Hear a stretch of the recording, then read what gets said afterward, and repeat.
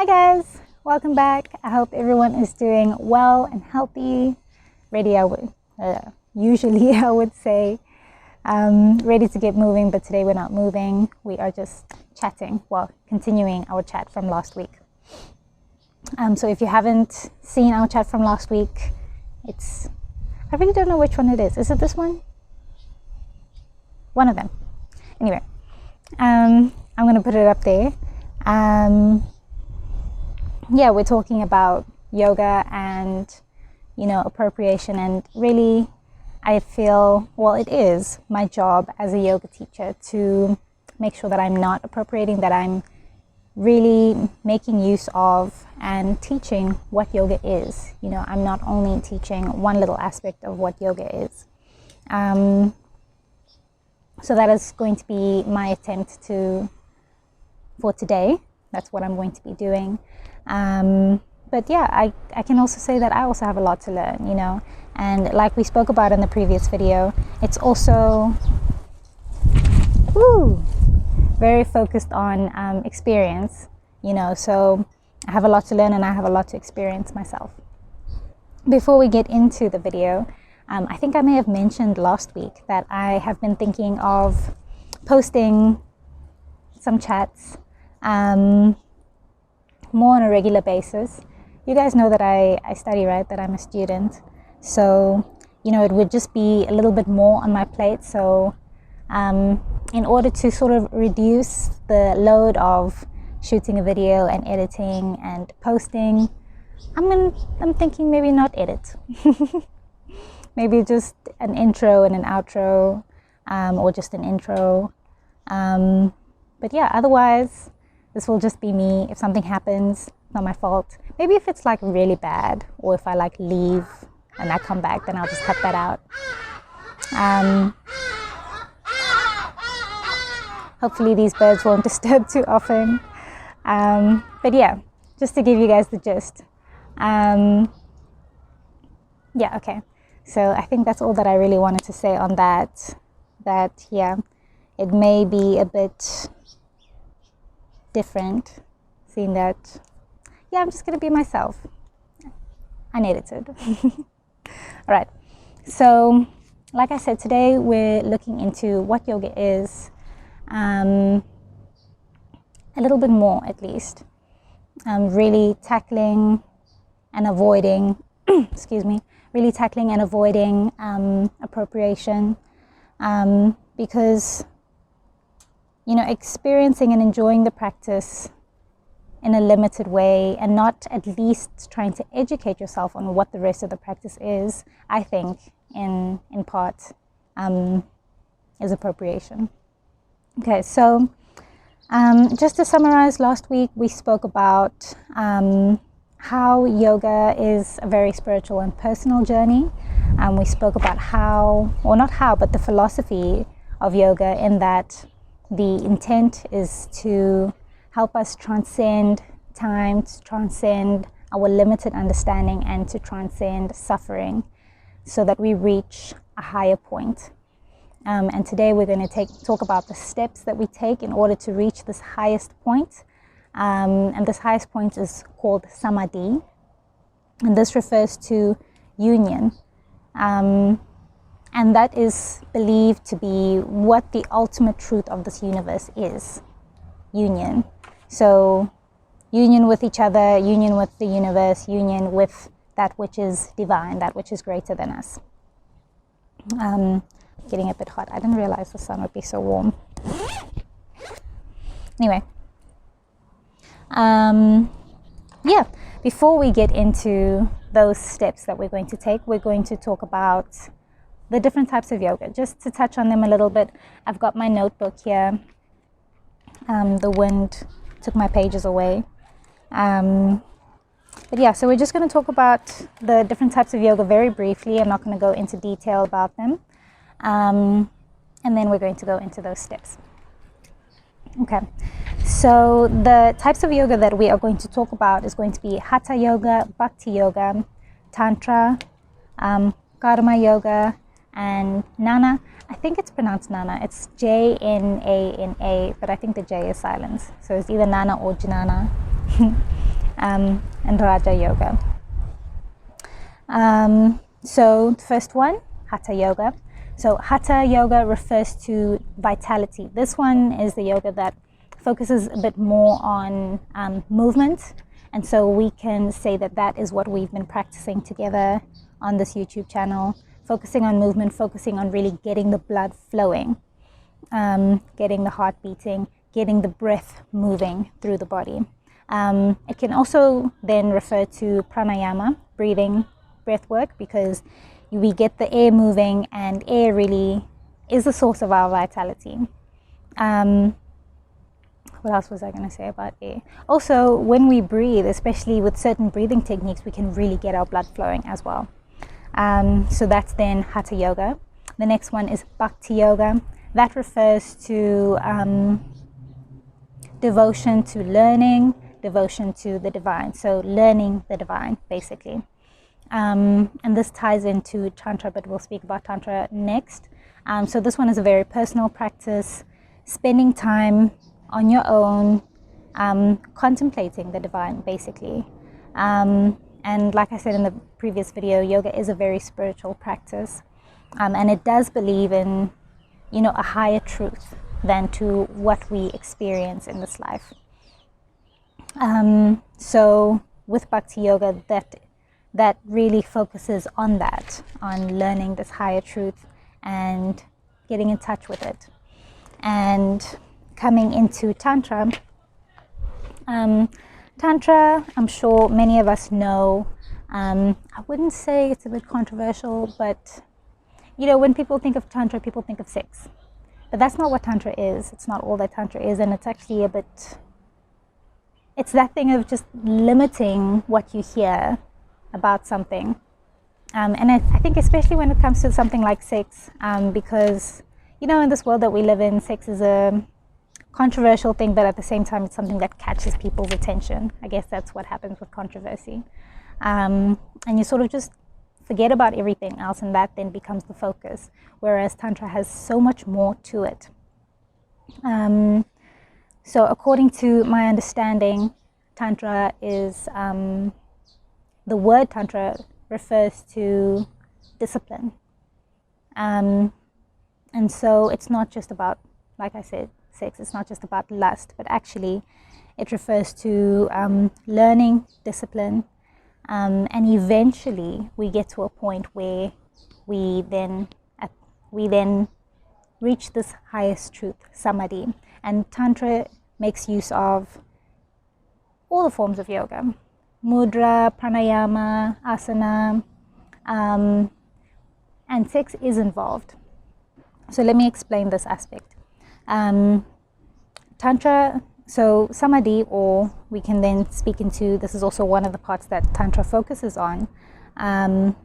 It focuses on joining the yin and yang, masculine and feminine, polarities. That's where it then starts to refer to, two people coming together. Because in the case of at least heterosexual relationships, it'll be a man and a woman, supposedly opposite polarities, coming together. And when it comes to that, then that practice will then be devoted to learning, experiencing the higher truth. And it's like the highest point of Tantra. So you don't go into practicing Tantra and then that's the first thing. It's like once you have learned, once you have formed this discipline, and many other stages, then do you get to that sort of stage and understanding. I'm not going to claim to know everything about Tantra. It's not something that we focused on in my yoga teaching course. It was just sort of, there's something called Tantra, this is what it is, and then we focused on what we were doing. That one, if I wanted to do that one, I would have to focus on that type of yoga. Like I said, what we do is Hatha Yoga. So if you want to do one of these yogas, it's another thing. It's sort of like specializing, If you get some sort of degree, you specialize. All right. And then the next one was, my pages have flown away again. The next one was Karma Yoga. This one, many of us know what karma is. So this one refers to, your daily life. So yoga isn't something that you just get onto a mat and then you stay here for 30 minutes, an hour, and then you're done. It can be a part of your life, your daily life, your actions, how you treat other people, and it is then the belief of, what goes around comes around, basically. As far as I know, it is deeper than that, but I can't really explain much more than that. But yeah, what I said here is basically cause and effect, and do unto others what you expect to be done unto yourself, which I think is really a universal truth. And then we have the Jnana Yoga, and this refers to knowledge, intelligence, transcendence. So this one also refers to learning, but in a different way to sitting still, as in Bhakti Yoga, and sort of trying to form your connection with the divine.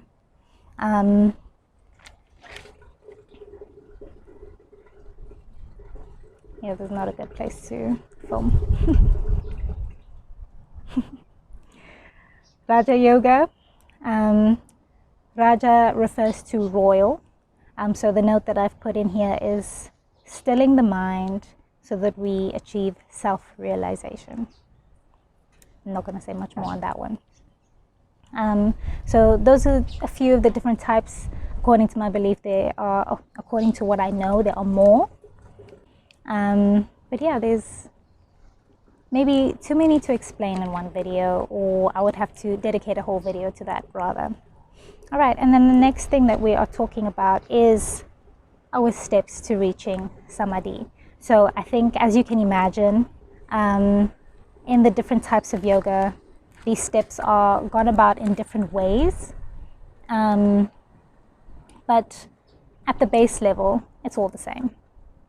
I think that's the case with just about everything. So these steps are called the 8 limbs of yoga. And they are the Yamas, the Niyamas, Asana, pranayama, Pratyahara, Dharana, Dhyana, and then the last one is Samadhi. So the Yamas and the Niyamas sort of refer to how we live our lives. So our Yamas and our Niyamas refers sort of to how we live our lives, our ethical behavior, and how it affects those around us and how it affects ourselves. So universal and individual. So the Yama is the universal, so how it affects those around us, and the Niyamas is how you behave affects you.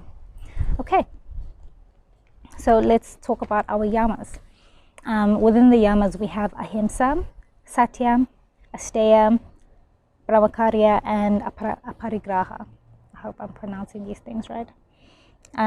So for those of us who know a little bit about yoga, we will have heard about these before.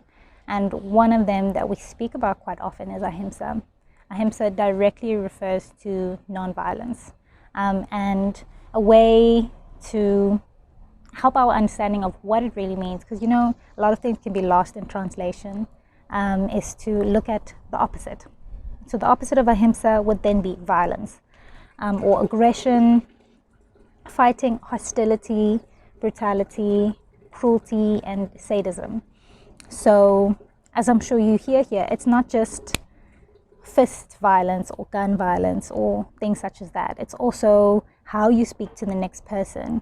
If you're being brutal, if you're being basically unkind and hostile, that then is the opposite of Ahimsa. So Ahimsa is non-violence. Bit of the notes that I wrote here is compassion for all living things. That's what Ahimsa is. The next one is Satya, truthfulness. So the opposite of that would be falseness.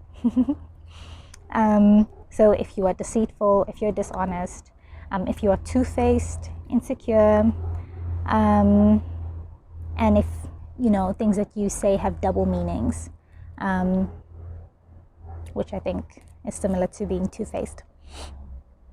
So Satya then says that we should be truthful with everything that we do and everything that we say. Asteya, freedom from stealing. That one's also quite self-explanatory. The opposite would be theft of material or immaterial things. The next one is brahmacharya. And brahmacharya refers to behavior that respects the divine as omnipresent. Sorry about that. Anyway, so brahmacharya is behavior that refers to the divine as omnipresent. Opposite would be overindulgence, gluttony, greed, overload, overkill, dissipation. So that also refers to, I think it's kind of speaks for itself. Don't overindulge, It refers to knowing that we have enough and appreciating what we have. And then the last one of the yamas is aparigraha, and that is freedom from greed. So it's not the same as the previous one. This one refers to hoarding, but it does relate to the previous one. So the opposite then would be hoarding, to collect, to build up, to increase, to store, to heap. And it relates to the previous one in saying that we should understand that we have enough as individuals. And remember I said the yamas refer to our relationship with other people and with the universalness of life. And so when we hoard, when we keep things to ourselves, other things aren't able to flourish. Like let's say if you try to keep all the water to yourself, I think water is an obvious one, but yeah, you try to keep all the water for yourself, nothing else can grow. But yeah, you get the point. Also then referring to how you treat others. If you're going to keep all of your goods to yourself, refuse to share, and you take more than you need, then you have a problem. Everything in life is supposed to circulate.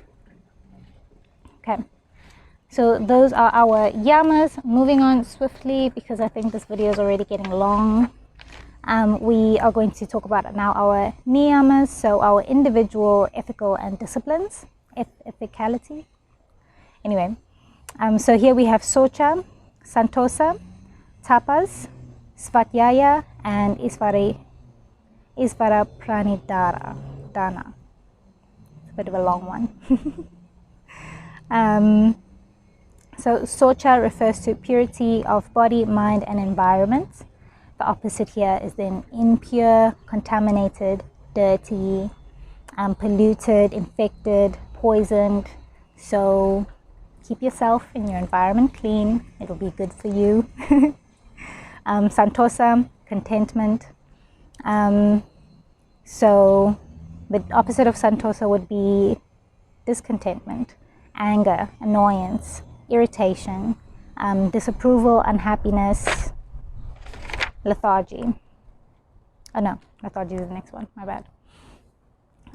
But yeah, so as much as possible, try to keep peace of mind. That's what it says here, yeah. And then the third one is our tapas. So this refers to psychic fire. And our opposite would be lethargy. So weariness, tiredness, laziness, sluggishness, indolence. And I think even in the Bible it says that, we shouldn't be lazy. So this one is speaking about being active. Have that fire. And then the fourth one is pratyahara, self-study, constant vigilance. So just know yourself, know thyself. And here the opposite would be to ignore, not pay attention, to take no notice, and to disregard, obviously referring to the self-disregard aspect of yourself. And then the last one is isvara pranidhana, surrender to or worship of the indwelling omnipresent the divine that is within you. I don't think we ever spoke about the meaning of namaste. I think I'll just do a short 5-minute video on that one. But yeah, so the opposite of that one would be to retain unconsciousness, to hold onto oblivion, sleep, nothingness. So those are our niyamas, and if we practice these, in our daily lives, we will be taking a step further to samadhi. So our niyamas are number 2. So our yamas, our universal behavior, or how we behave towards that which is not us, is number 1. Number 2 is our niyamas. Number 3 is asana. We know lots about asana. Asana is the physical yoga practice, moving from pose to pose. And this has great benefits for our physical bodies. It also has great benefits for our emotional and mental health. But when it comes to that one, an aspect of it is also being very intentional with it. It can help with our emotional and mental health just on its own without even trying to do that. But when we put intent into it, it becomes so much more powerful.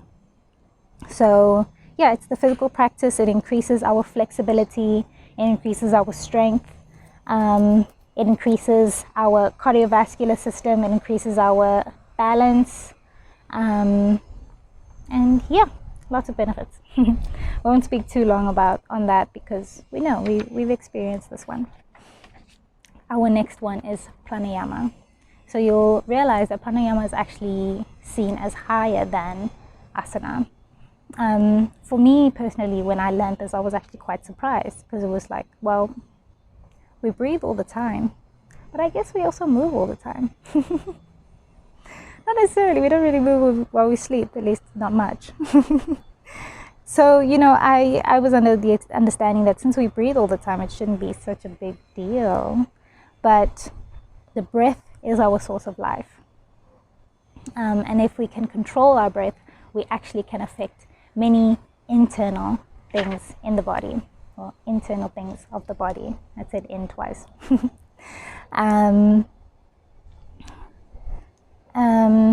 So pranayama has many benefits within itself, but the prana refers to life force, and the yama, we refer to the yamas. That's a lie. Prana refers to life force. It doesn't speak about the yama part. So pranayama is the practice of controlling the movement of the breath. So I have posted one video on one specific pranayama technique, our alternate nostril breathing. And that is one example of how we can control the breath. And each of the different pranayamas, each of the different breathing techniques have their own benefits. So it would be a lot to get into now. But overall, it really helps to calm the mind, to calm the body. And like I said, it has internal benefits as well. Just to touch on it, something like moving the belly can help with digestive system if you do it right. The next one is Pratyahara, and that is withdrawal from the attention to the senses. So to be reactionless to that which is around you. And that, many of us will know, is not an easy practice. And it is indeed a practice. It is something that you have to continuously practice. And I wouldn't say that it's to ignore that which is going around you, but to not react, to be completely aware of that which is happening around you. And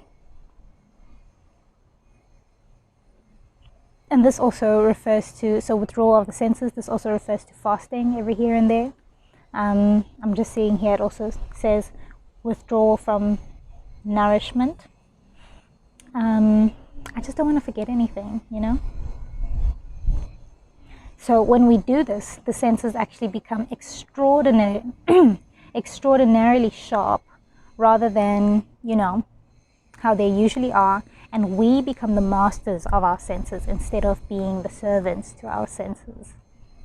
And that way we really have control over our bodies. You don't just grab the first thing that you're craving, kind of situation.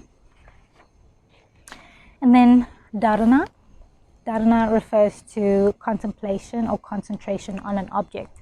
So this is a form of meditation. And you see how it nicely comes after the previous one, in that we withdrew our senses from focusing on other things, and now we focus our concentration on one thing. And when we're able to focus our concentration on one thing, we will have experienced, those of us who do make use of focusing on a drishti point when we're balancing, that it helps us balance. And that which refers to the physical often correlates to the non-physical. So in our balancing poses, when we're in tree pose or in warrior 3, if we're able to find one spot that we focus on, it helps us be still. And it also brings calmness.